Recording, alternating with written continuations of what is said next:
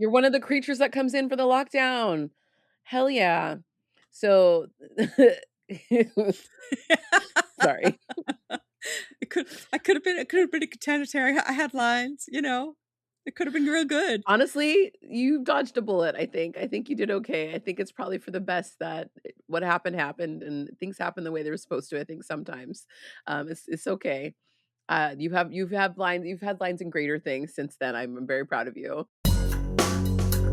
Welcome to Horror Movie Survival Guide, Disco Citizens, the podcast where gorehounds and best friends Terry Gamble and Julia Marchese break down a different horror movie each week, exploring a multitude of genres, subgenres, and subgenres, classic and cult, international and underground flicks alike, determining which films are the goriest, and offering up Horror Movie Survival Guide tips to help you stay alive. Oh my gosh, welcome to another fine, fabulous episode of Horror Movie Survival Guide. I'm Terry and I'm here with Julia. This week we are talking about 2002's Cryptz. Title of this episode with a Z, like Liza with a Z. Title of this episode is Raw and Stringy. Tagline for this movie is Terror Under the Hood. This was written by Scott Phillips and directed by Danny Draven.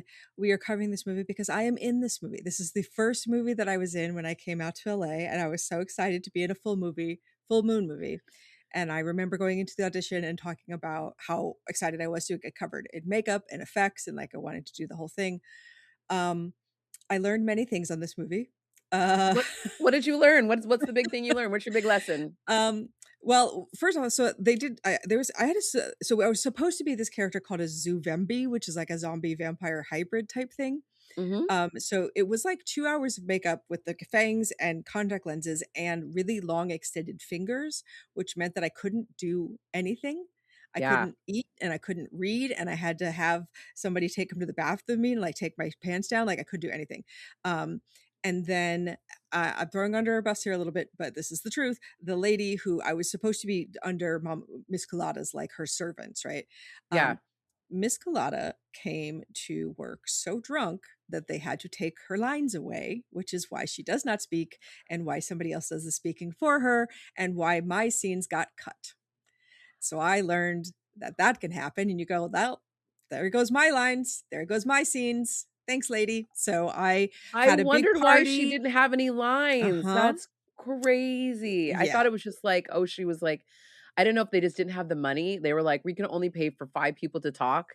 Do you know? Because it felt like that. Like it felt like I was like, oh, they just made her like a glorified like featured extra. Do you know what I mean? Though, like essentially, because now she doesn't have any lines. That like they worked so around sad. It. You know, like if you not knowing that, you watch the movie, like it's kind of weird, but they worked around it really nicely. But it was just a kind of thing. I was like, oh wow. And I remember there was supposed to be a nude scene with her, and one of the PAs came up to me afterwards when like her job had to be to go over to tell her that I could see her tampon string and if she could please like do that. Like there was all sorts of stuff going. So I was like in this like cold warehouse in this full hood, and then the movie comes out, and I'm so excited to be in it. And I have all my friends come over, and I'm like, I'm in it. I'm right there. And that was it. And I was like, oh, okay. So, that's me when people want to try to find my episode of ER. You can hear my voice, but you don't see my face. You're going to see a little bit of my back of my hand. I still got paid, and I still get residuals for it. But yep. That's okay. Hollywood, so there baby. You go. The truth, what happened to me on Cryptz.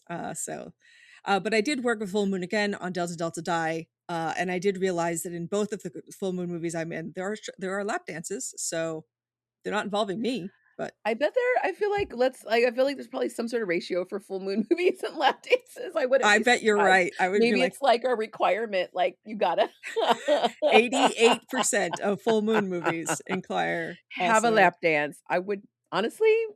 I'm like doing some investigative reporting. Listen, I think all of the full moon movies probably got some sort of something sexy going to happen in a full moon movie, right? Like that's like boobies will be seen, but not mine. Sorry, folks, not mine. Devastating. Ugh, I know they are nice, but they are hidden behind a big old cloak in this movie, which reminds me, if you'll recall, the cloak that I had to wear for the Samuel Beckett plays that we did in England, where you also couldn't see my face, and I was just in this crazy little cowl for like months. So That's I also guess I'm Beckett. born. Beckett will I'm put born. you in a box. Like Beckett is like known for being like, we shall put you in a strange box and we are only going to see your eyes. Like it's like Yeah. that's all he wants. Incredible, Julia. So yeah, from cowl to cowl, the Julia Marchese That's autobiography. got to be a chapter in your memoir. Absolutely. That's so funny. So we got, you know, the hustle, the Hollywood hustle in this movie as well too. We got these guys who are trying to make it in the rap game. We got a guy named Times Square. Of course, I love that he's in LA trying to make it happen and talking about East Coast rappers. I was like, wait, whoever wrote this, okay, sure. Like literally all the rappers they mention are like Jay-Z. And like, I'm like, these are all New York rappers. Why are you doing that? You're literally set this movie in LA. Anyway, good, cool. Sure you can be Times Square in LA. Go for it. But Times Square wakes up late. His mom is telling him he needs to get up out of bed. It's noon. And she's like, you need to get a job. You need to go do something with yourself.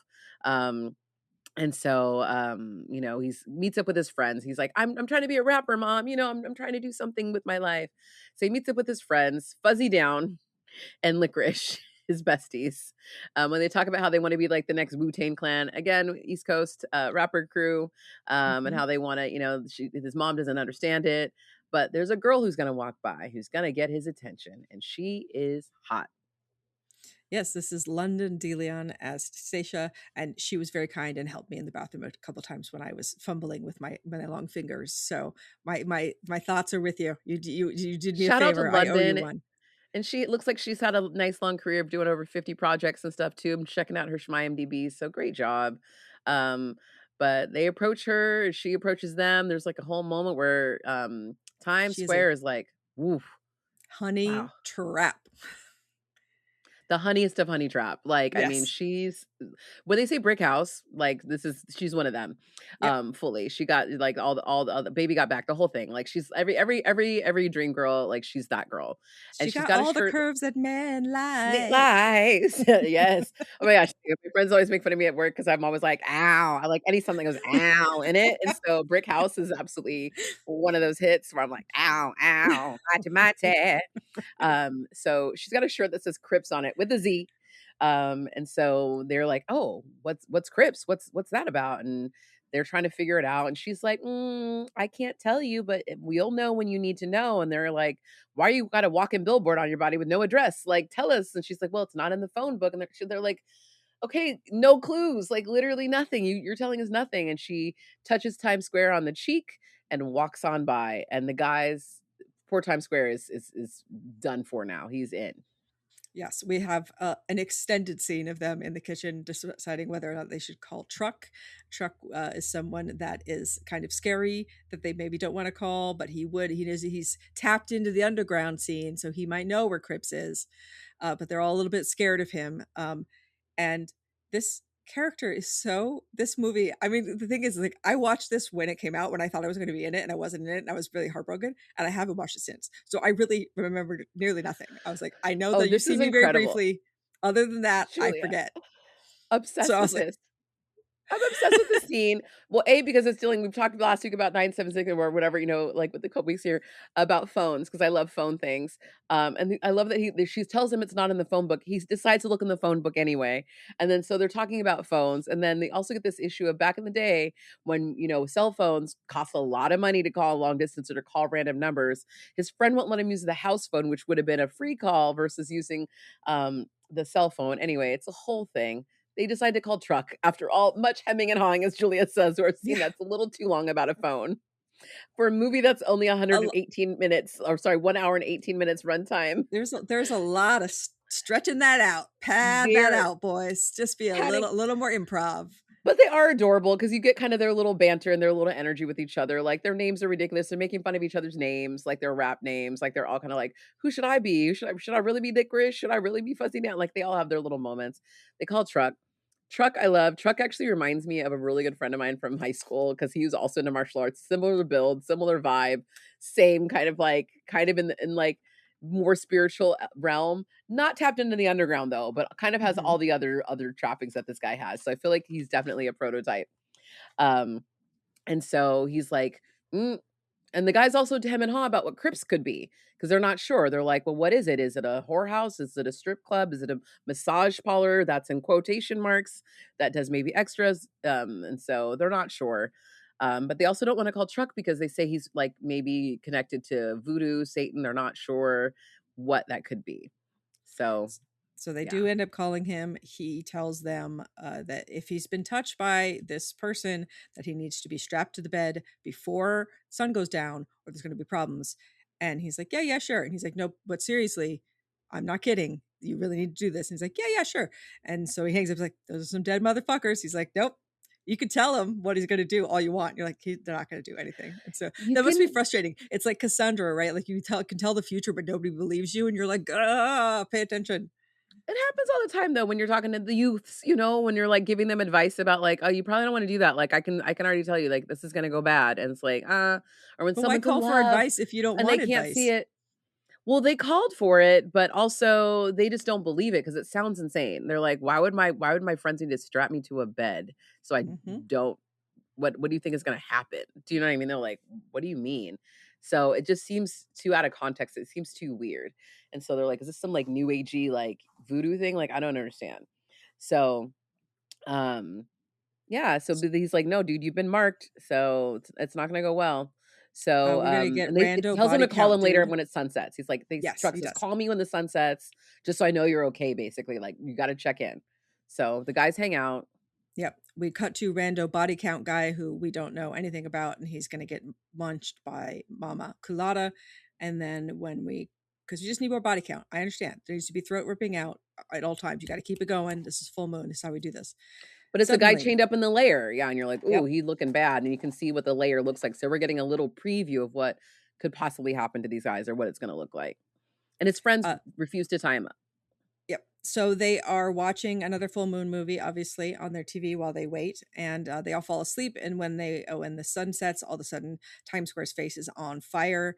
And he, with much urgency, gets them all into the car and driving to the club because it is drawing him to him. So they are in downtown LA now. It's a whole different scene. They're going to get there. There's going to be a bouncer in an abandoned building. It's very LA underground. This takes me back to this era because I remember I went to a bunch of warehouse parties. I'm an old raver. I'm an old raver now, but I remember going to these parties, you know, where you get the map, you get the thing. Like the underground scene, you really did have to know. This is before the internet got good, you guys. The internet was barely the interneting, and you could find chat rooms and things like that, but it's not like what it is right now. And so trying to find like the music or the scene or the party or the thing that you were looking for took a little bit of work. And so they find the biggest bouncer you ever did see at the door. And so the bouncer's like, checks them out, but they make it in. And they go into the seediest of seediest. They go down some stairs and there's a guy on the stair that looks dead, but he wakes up a little bit and you're like, oh, where are we? Exactly, are we going? The guys still keep going down the stairs. This is where I would have turned around. Like I was like, if the guy that looks half dead reached for my leg while I'm going down the stairs and the lights are flickering and it looks like a weird place, I was like, I'd probably stop right there. But and the guys continue to go downstairs. Face goes back to normal as soon as he gets in the building. So he's okay. He's like, oh yeah, it's fine now. They got the one stripper who is earning her money, earning her due. They cut to her many times in this movie for padding, and I appreciate it. Production value. Her name is Chocolate, and that's all she's got on here. That's the one credit for Chocolate, the stripper.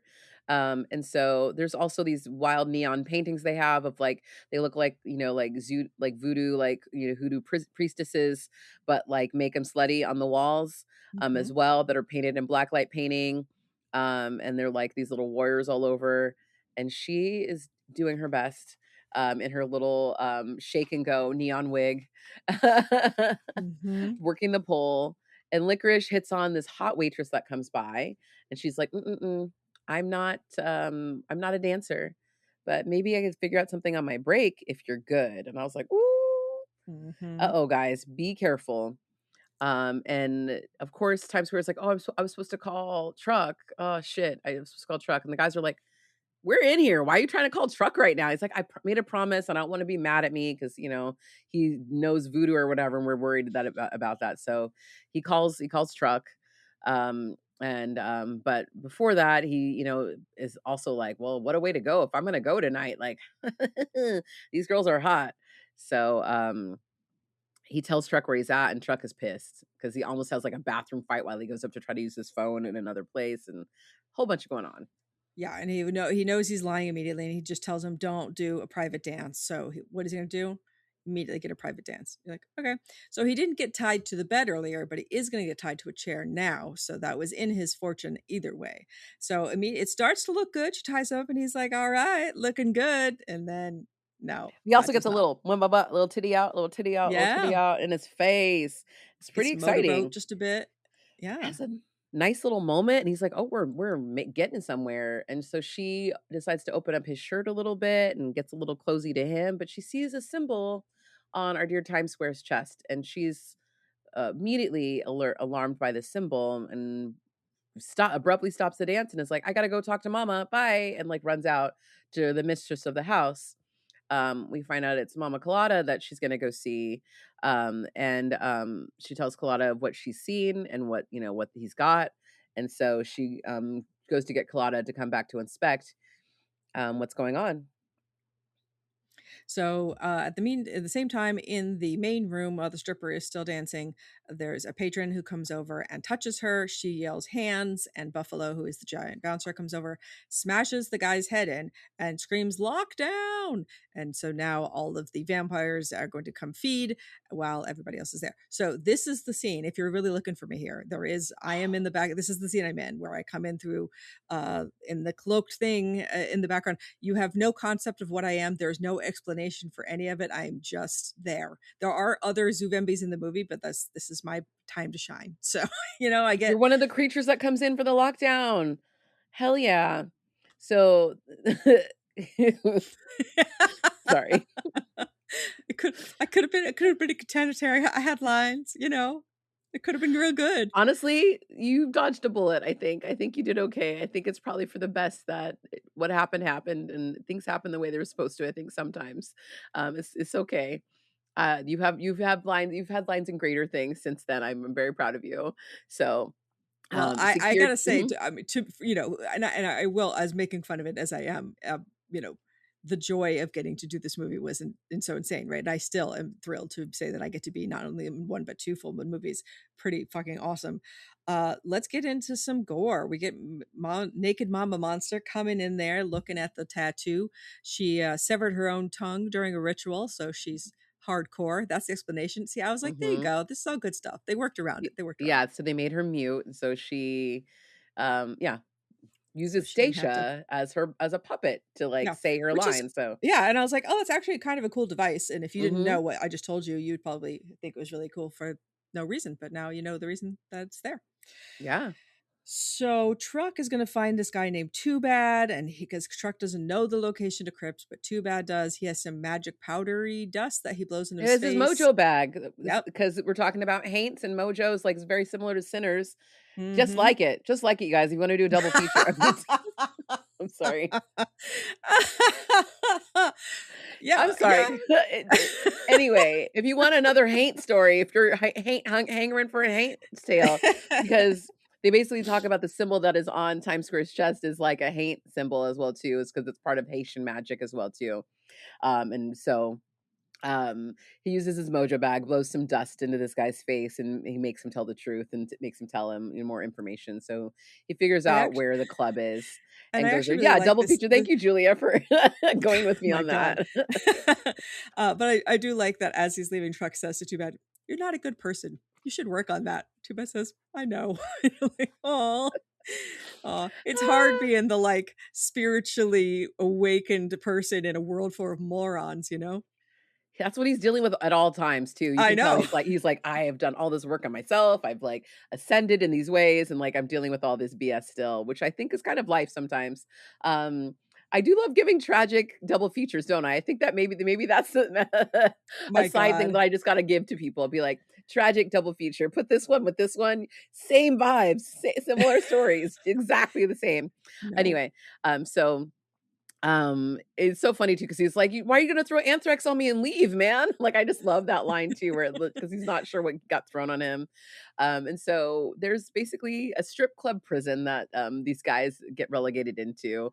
What sounds worse, strip club prison or strip club prison? Anyway, vampire strip club prison. But let's point out again, rando guy who is in so many scenes with them in this prison, not a word, not a name, not a No line. lines. He's there for the body count. He's also there. He was like, had a weapon. I was like, oh, is he going to actually fight? No. Like immediately, as soon as the girls come back, he's like the first one who gets munched and crunched. Poor guy. They also cut off poor Times Square's tattoo, which is absolutely disgusting. Giving you some grossness. And as the other guy's trying to pry his door open, we've got Likrish, who's up in another holding cell, who's just using an old femur or bone that he finds in the cell from someone else who's died in there. Poor Clearly actor, plastic. Poor guy. Dennis Waller. I can't even imagine how long they made you vamp in this scene, because it's clearly you were there for 15 minutes just going, and they were just like, say some funny lines. And you're like, okay. And he's great. And he's so great because he's giving him and Fuzzy Down, honestly, were like the hidden gems to me. Or not even hidden. They were the gems of just like they're the, you know, the comedy relief guys. They're the BFFs that are just like, really, man, why are we doing this? Why are we here? Oh my gosh, how are we here? This is awful. And so one of the vampires comes into our sweet Likrish, and because he's Likrish, she says, "Oh, I like you. You're kind of raw and stringy. I want to eat you because you're just like a little skinny thing." And so he's gonna, you know, have to fight them off. But we also so Mama Colada is going to talk through Stesha, let him know about the dead doing our bidding, lost symbol, etc., etc. She gets to drink some of Mrs. Colada blood, and then she's going to vamp out, and poor Chocolate, the stripper, gets munched. She thought she was going to get in on it too, man. She thought she was going to get wonderfully rewarded. No, not so fast. And so Times Square and Fuzzy are fighting back in stripper jail about what's going on, what's going to happen. But of course they have to get separated too, because that other guy is going to get his head ripped off, and Fuzzy is going to get waterboarded by the mistress, and he's something poured into him, some drink, and maybe he's going to get turnt. Oh no, Fuzzy. Poor Fuzzy. Oh, Fuzzy down. Truck and Buffalo. Fuzzy's gonna go down. We should have known by the name, right? Fuzzy's gonna go down. Yep. Truck and Buffalo have a rooftop battle, but his Buffalo's neck is going to get snapped. And so we're gonna have back in we got Colada, we got Stesha, we got Waitress, we got everybody. The Waitress is gonna get killed by Truck. Aw, we loved her. Nice. She seemed nice, but she was also an evil vampire too, who was going to eat our boy. So, and then we get a little more information too. Can I ask though? So as far as I can tell in this movie, Fuzzy Down is turned into a vampire by Liquid. So are we assuming that she's giving him her blood? Is this the way that they're transforming it? Because I've never seen a vampire movie where they're like, drink this thing, now you're a vampire. Like I know I thought he was Michael drinks the blood in Lost Boys, and that kind of starts the transformation. I don't know. You're asking questions for something that there's probably not a lot of answers to, I'm guessing. I understand. Especially with this one, I feel like there was probably, like you said, probably a whole scene that they were probably supposed to have where she was probably supposed to say something and something was supposed to happen. And then she just was like, I can do this. Like, I don't know. Maybe that's what happened, which is just devastating. So, yeah. So we find out that Truck is like, and talking with Times Square, and he's like, oh, but there was this other lady, and she's like, oh, like, well, now that she's being different, like the girl who lured him in, Stesha lured him in, he's like, oh, she was their familiar. He was like, why was she out in the daytime? What was going on? Like, how was she able to like do that to me and be outside? He's like, oh yeah, sounds like tonight, because he tells him about the symbol being pulled off his chest and everything. He's like, oh buddy, like you're a walking Haint, like you were protected, you were covered with that symbol. She's, you know, this lady Mama Colada is from Haiti, and she's a priestess, and I know about her, and like she's a Macumba priestess, and like you've given her so much power because of who you are and what you had on your chest. Actually, you were actually a key to unlock even more strength for her. So now she's stronger than ever, and she had turned this other lady, so there's a lot more going on than even meets the eye. And he's like, oh, All this for a piece of ass, basically? Like, oh God. Yeah, but Stesha, as a familiar, does get wonderfully rewarded in this movie. She does get her vampire powers, so we're happy to see that. Zuvembi number 2, this is not me, is going to get into Likrish's cell, and they're going to battle, and he's going to puke up some foam, blood foam. I'm not really sure. Unclear. But he is gonna smash her head to death, and he's gonna move on. He's gonna be okay. He's gonna fight the vamp and make his way out.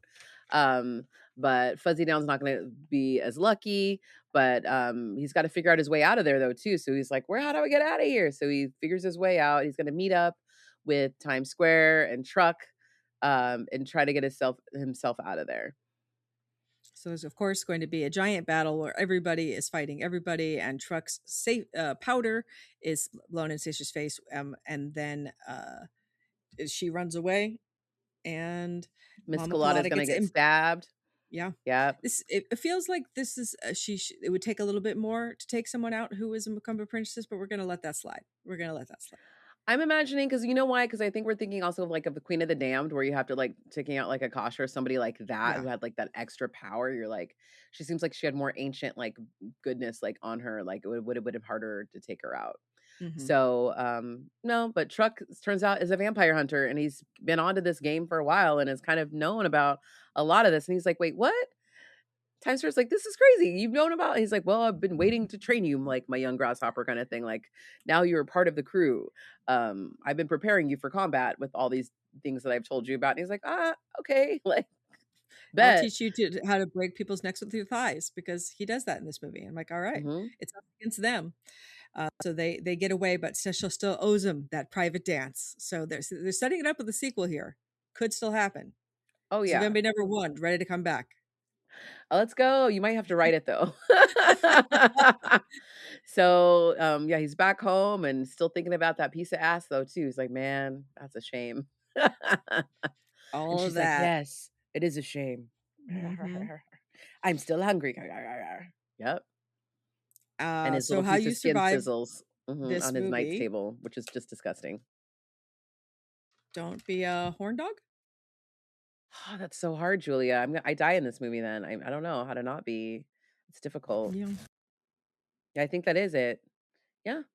That's how you survive. You got to keep it in your pants, as they say, keep it moving. Don't worry about it. If you see somebody flirt with you on the street, don't be trying to hunt them down. That's weird. Don't be a stalker for that person later. Chill. If you're meant to see them again, you'll see them again. But if your face is burning after they touch you, make sure your friends strap you to the bed. Yeah. Easily done. Oh yeah. Julia, if I ask you to strap me to the bed, will you do that? Yeah. Okay, great. Done. Of course. Okay, great. Yeah. Awesome. If your friends tell you to do that for them. Okay, kids? Do it. Yeah. Do it. All right, gore factor. 1, not enough blood to fill a Dixie cup. 2, a puddle of blood. 3, enough blood to gross out the average viewer. 4, a bathtub of blood. 5, run for the barf bag. It's a 5. It's pretty gross. There's a lot of blood. There's blood rituals. There's things happening, and lots of cutting of skins and biting and bloody things. Okay, 4 chainsaws. We got 1, if you're desperate. 2, barely qualifies as a horror film. 3, seen worse, seen better. 4, not too shabby. 5, fantastical. A 2 for me. Yep. It's a 2.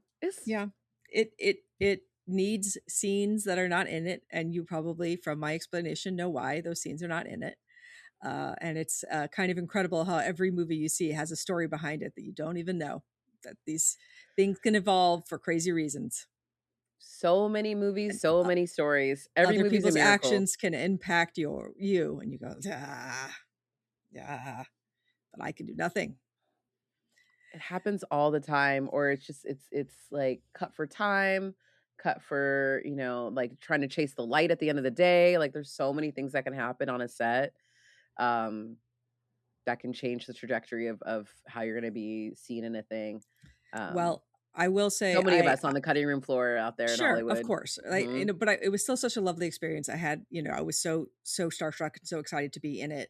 And fun fact: the vamp mouth in the middle of this poster, my mouth. What? Hold up! Wait, what? They got to look at it and make sure. Yep, I remember. I picked up the DVD and went, "Hey, that's my mouth." So I don't get to see anything in the movie, but you get to see my mouth on the poster. That wow. Model mouth, Julia. And I didn't even get to keep the fangs. Didn't get to keep the fangs. Didn't get to keep the contact lenses. What a drag. Devastating. But full moon, I love you. I'll come back and work for you anytime. So much fun. I am all for the low budget horror with the blood and the gore. You know I am. Vampy #1. I see you. Aww. I am. Little face. So if you would like to talk to us about another full moon movie or any movie, you can on all of the social media things. We have Patreon if you'd like to support us financially, or a Teespring if you'd like to support us with merch.